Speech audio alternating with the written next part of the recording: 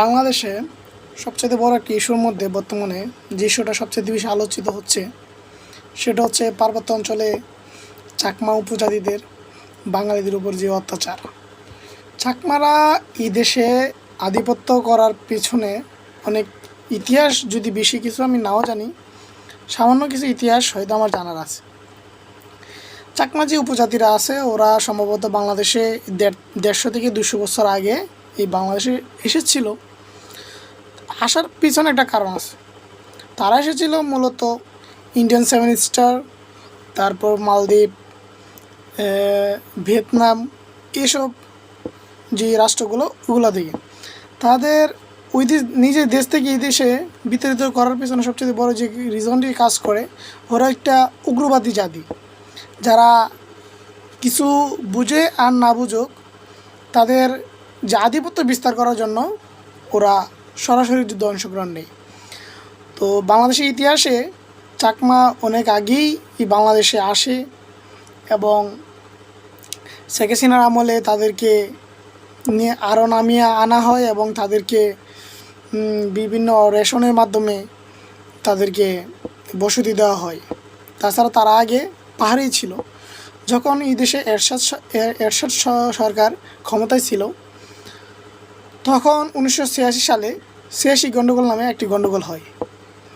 তখনই চাকমাদের প্রথম অগ্রবাদী মনোভাব বাংলাদেশে যে আমাদের সশস্ত্র বাহিনীগুলোর মধ্যে আর্মি যে বাহিনীগুলো আছে, সশস্ত্র বাহিনী, ওরা মোকাবেলা করে, ওরা তাদের দাঁত ভাঙা জবাব দেয়। কিন্তু বর্তমানে তাদেরই ওই 1986 সালে যেসব চাকমাদেরকে নিধন করা হয়েছিল, আর্মিরা যেসব চাকমাদেরকে নিধন করেছিল, তাদের ছেলেমেয়েরা বর্তমানে দেখা গেছে ঢাকা বিশ্ববিদ্যালয়, বিভিন্ন বিশ্ববিদ্যালয়ে পড়াশোনা করে শিক্ষিত হয়েছে। তাদের যে ওই পিতামাতার উপর যে ওদের যে পিতামাতার যে আকাঙ্ক্ষা ছিল, ওটা এখন তাদের উপরে প্রভাব ফেলেছে, যে কারণে তারা এখন সরাসরি যুদ্ধ নিতেও প্রস্তুত।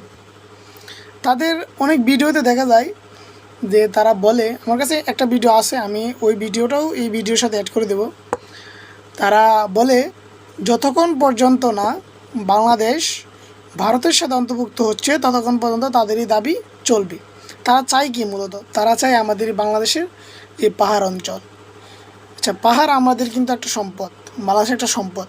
আপনারা সবাই জানেন 1971 সালে চট্টগ্রাম সেক্টরটাও কিন্তু যুদ্ধ হয়েছিল এবং বাংলাদেশ সর্বপ্রথম যুদ্ধে জয়ী হয় চট্টগ্রাম সেক্টর, বিজয় লাভ করে চট্টগ্রাম সেক্টরই। চট্টগ্রাম সেক্টর থেকে কোনো দিন শোনা যায় নাই যে কোনো চাকমা, কোনো উপজাতি, চাকমা, মারমা, ত্রিপুরা ওরা যুদ্ধে ছিল, কোনো দিন ইতিহাসে শোনা যায় নাই। তো তারা বলতে পারেন রোহিঙ্গাদের মতোই আমাদের দেশে আধিপত্য বিস্তার করেছে। রোহিঙ্গারা যে এরকম এখন আসছে এই দেশে, ঠিক তারাও সেমভাবে এই বাংলাদেশে এসেছিল। তাদের আবার নিজস্ব বাহিনীও আছে, শান্তি বাহিনী নামে তা পরিচিত। তো যাই হোক, এইসব মনোভাব আর এসব ওদের আকাঙ্ক্ষা কোনোদিন পূর্ণ হবে না আর হতে দেব না।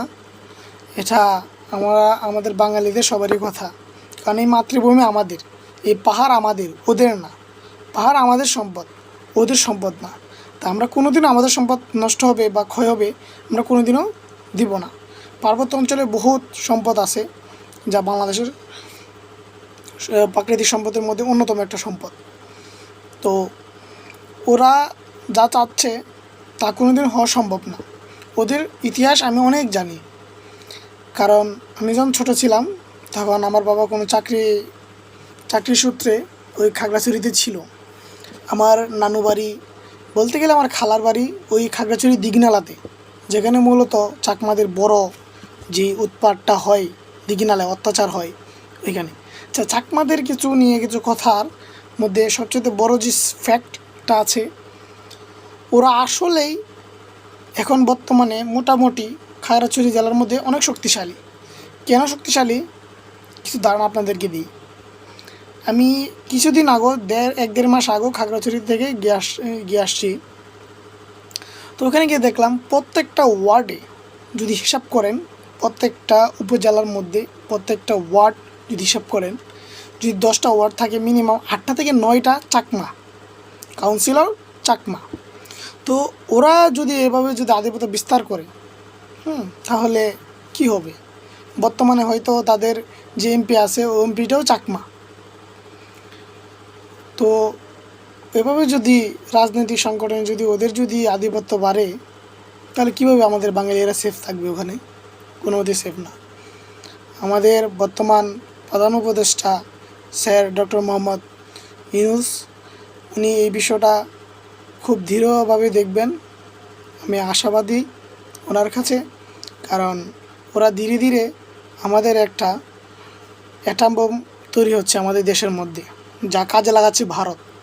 ওরা কোনো দিনই এরকম শক্তি পেত না যদি না ভারত উস্কানি ওদেরকে দিত। ভারত আমাদের প্রতিবেশী দেশ হওয়া সত্ত্বেও ওরা কোনো দিনও চায় না আমরা ভালো থাকি।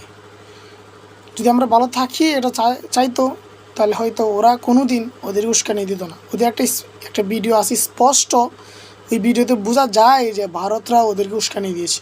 ভিডিওটা আমি আপনাদেরকে দেখাচ্ছি। ডক্টর মোহাম্মদ ইউনূসের উদ্দেশ্যে এখান থেকে আমরা আওয়াজ তুলছি যে যতক্ষণ অব্দি পার্বত্য চট্টগ্রাম ভারতের অন্তর্ভুক্ত না হয়, ততক্ষণ অব্দি সেনাবাহিনী পার্বত্য অঞ্চল থেকে প্রত্যাহার করতে হবে।